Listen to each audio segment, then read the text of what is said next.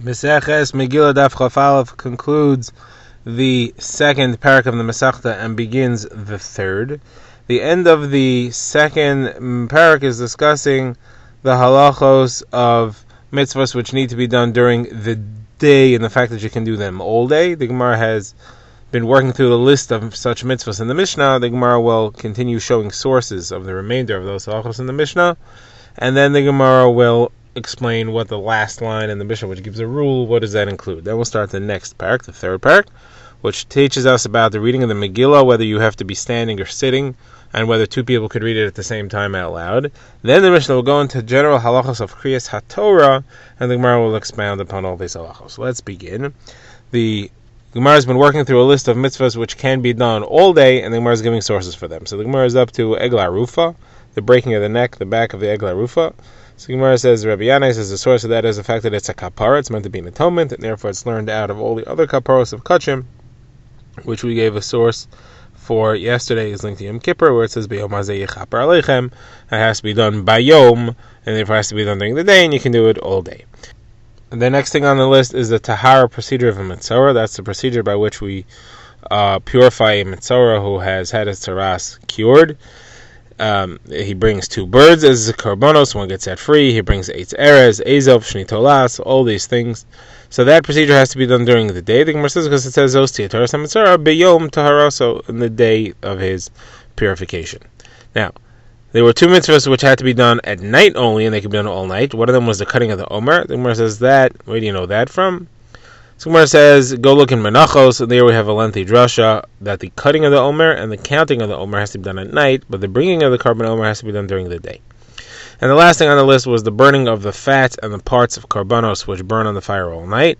Hektar chalavim and avarim. The Gemara says that because it says, Eish tamed tukad bo al mokta al mizbeach kol halayla ad haboker. So it says specifically all night. Okay, now the Mishnah had ended off and said any mitzvah which is supposed to be done at night can be done all night. Any mitzvah which is supposed to be done during the day could be done all day. The Gemara says, what is this rule? When you say Zakal, you're always including something else. What is that including? So the Gemara says, well, we said that a day mitzvah could be done all day. We're including the bazichin, the spoonfuls of spices which were on the lechem hapanim and the shulchan and the Beis Hamikdash. The reason it's being included in a bleak manner like this is because it's only Rabbi Yossi's opinion. Rabbi Yossi holds that you have all day to put the new bazichin on. Those bazichin were changed once a week. You have all day. You could take off the old one in the morning and put the old one on in the evening. That's fine. Now, the Chachamim disagree because the Chachamim say it says tamid. It has to be tamid. It has to always be there. So you have to take it on. You have to take one on and you have to take one off and put the next one on right away. Rabbi Yossi disagrees. Rabbi Yossi says tamid just means you shouldn't have a day go by without one, but any time during the day that you put on the new one is fine.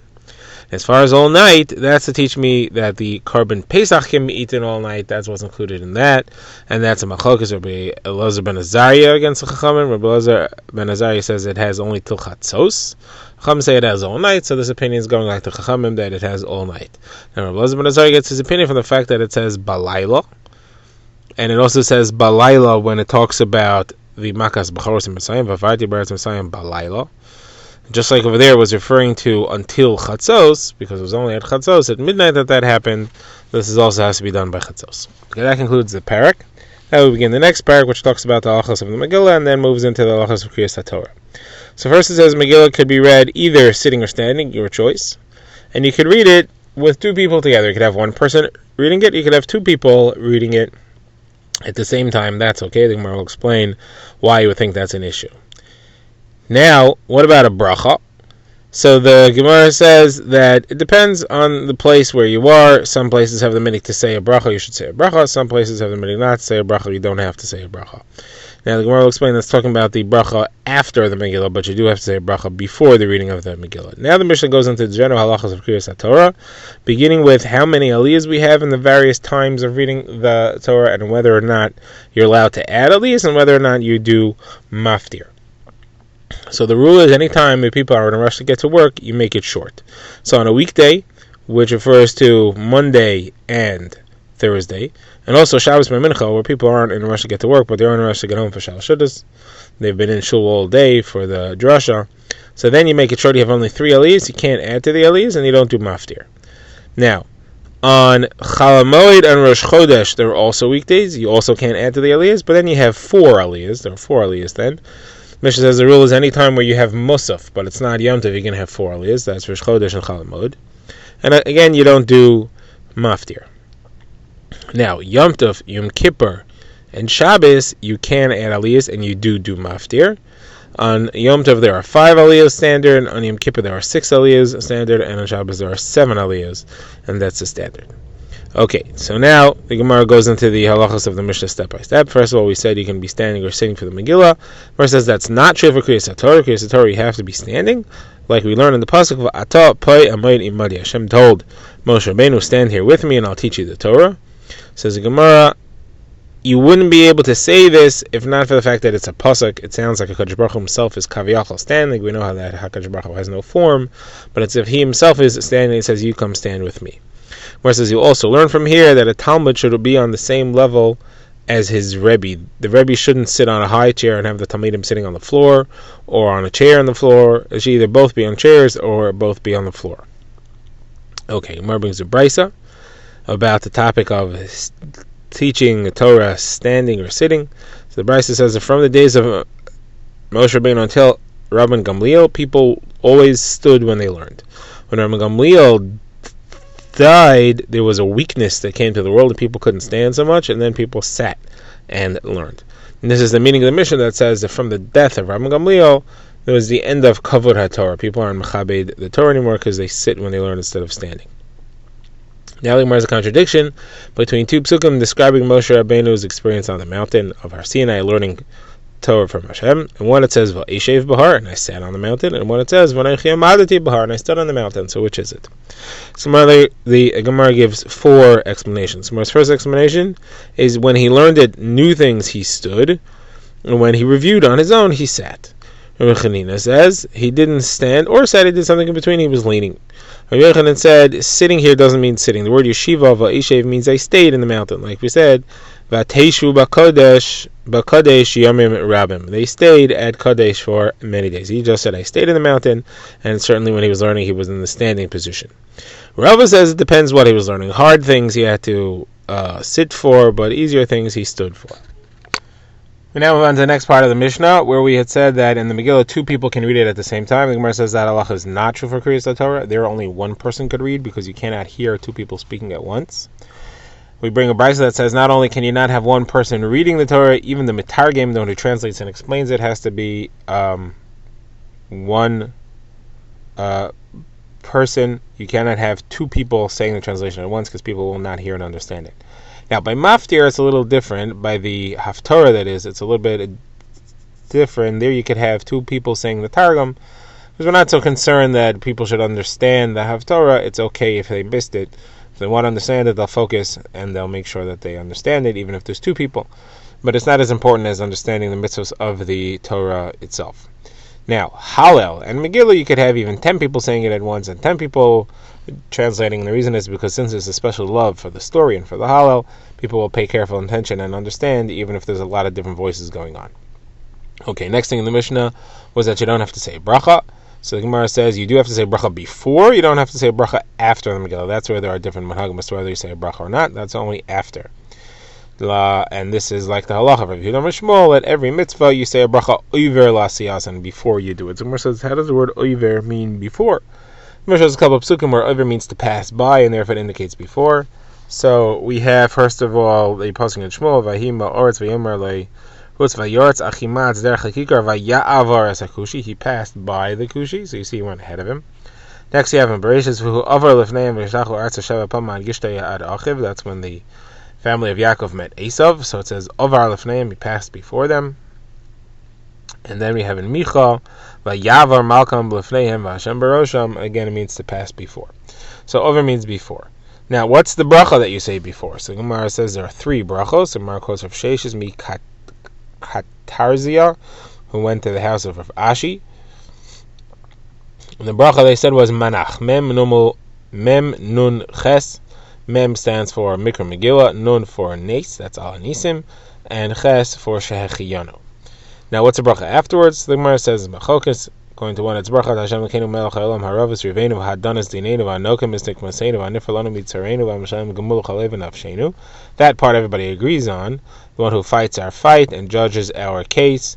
takes recompense from our vengeance, who saves us from our enemies and repays what they deserve to those enemies. So the ending is either Baruch Atah Hashem HaNifra L'Yisrael Mikol Tzarayim, the one who redeems Yisrael from all their suffering, and Rava says it's Hakel HaMashiach, the God who saves. So Papa says therefore we say both things. We end off Baruch Atah Hashem HaNifra L'Yisrael Mikol Tzarayim Hakel HaMashiach.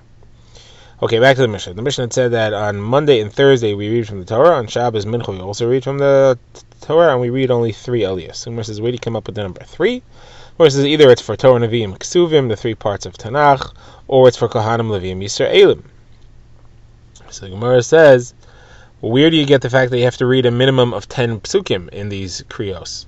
These kriyos have to be 10 psukim. Where does that come from? The Gemara again offers a few explanations. The Gemara says, according to Rishul ben Levi, it's for the 10 people that are supposed to be in shul learning full time in every town.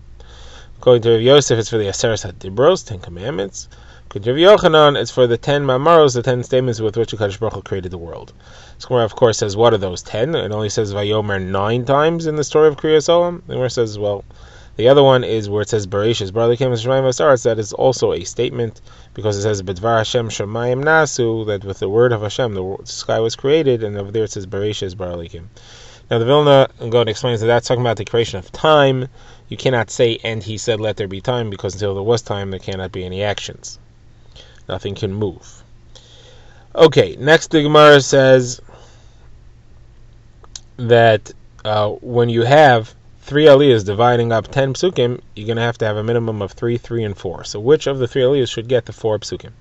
Gemara says it's good if it's the first one, it's good if it's the middle one, it's good if it's the last one. Why? It's good if it's the first one because there's something special about being first, like we see in the Mishnah describing the Trumas Halishka, when they took coins out of the collection box in which they collected the Machatzis HaShekel to Bar Kabanos. So they took those coins out, they put them in 3 baskets, labeled them Aleph Beis Gimel in order to take them in order, and they always start from the first basket because you're supposed to start with the first one. So you see, first is good. Now middle is also good because we see that where it says about the menorah, it says Amol Pnei HaMenorah Ya'iru, that you're supposed to turn the face of all the flames should be tilted towards the middle flame, what we call Ner Ma'aravi, the west flame. It's called the west flame because the menorah was aligned north-south, and the middle one stuck out a bit towards the side, which is towards the west, towards the Shechina, which is in the west.